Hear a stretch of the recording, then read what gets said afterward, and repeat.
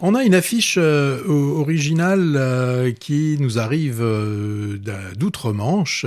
Et sur cette affiche, on voit une tour dans la nuit où seulement 2 fenêtres sont éclairées. On aperçoit derrière chacune de ces 2 fenêtres un homme qu'on devine seul.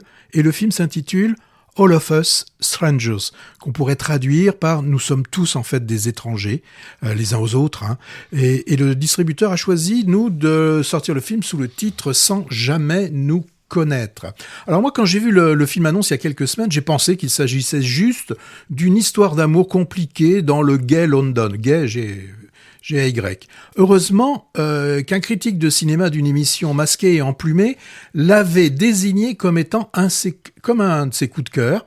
Et comme il y a quelques semaines, il avait déjà conseillé Iron, je sais plus comment, Arion Clow, que j'avais bien aimé, je me suis dit, tiens, peut-être que là, ça vaut aussi le coup que je sois curieux et que j'aille voir ce gens sans jamais nous connaître. Eh ben, je trouve que j'ai bien fait. Alors, c'est sûr, le film commence classiquement comme un film romantique dans cette tour nouvellement construite, où la grande majorité des appartements sont vides.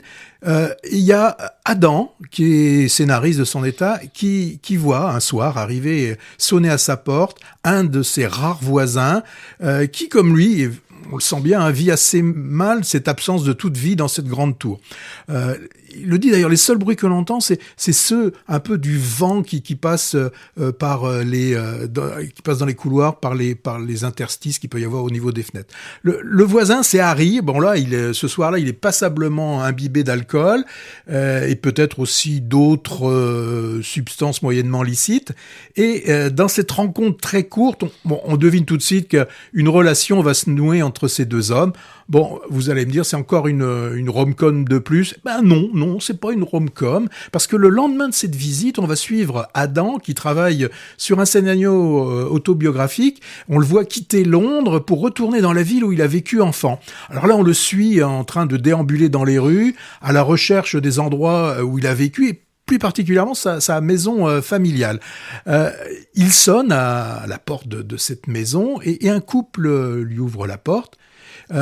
On comprend que ce sont des personnes qui l'ont connu, puisque il lui pose des questions du style il y a longtemps qu'on t'a pas vu, qu'est-ce que tu fais maintenant, t'es marié, t'as des enfants, enfin des questions d'une banalité déconcertante. Et là, Adam, en s'adressant au couple, va les appeler non pas par leur prénom, mais par Mum and Dad. Ah là, oui, tout de suite, on commence à se poser des questions. Sauf que le couple que l'on voit en face, les parents d'Adam, ils sont décédés depuis une trentaine d'années, morts jeunes dans un accident de voiture, un soir de Noël, alors que Adam, leur fils, n'avait qu'une 12aine d'années. Donc un pitch pas banal, et ça va pas être la seule rencontre avec ses parents. Donc dans ce film, Adam va pouvoir réaliser ce qu'on a tous rêvé un jour dans nos nuits.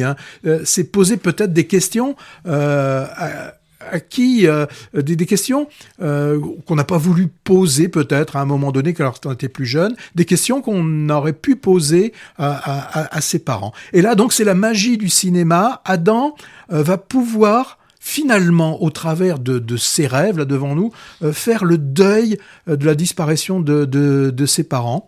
Parce qu'en fait, il n'avait jamais pu voir les corps qui étaient, comme le disait la grand-mère, trop abîmés pour qu'il le voie après l'accident. Mais là, avec ce travail, avec les rêves qu'il va avoir, il va pouvoir poser des questions. Et il va pouvoir dire, par exemple, à ses parents qu'il est gay. Et ses parents vont être un peu étonnés, lui dire c'est pas compliqué, puisque eux étaient 30 ans avant, où c'était le moment de l'arrivée du sida et des choses comme ça.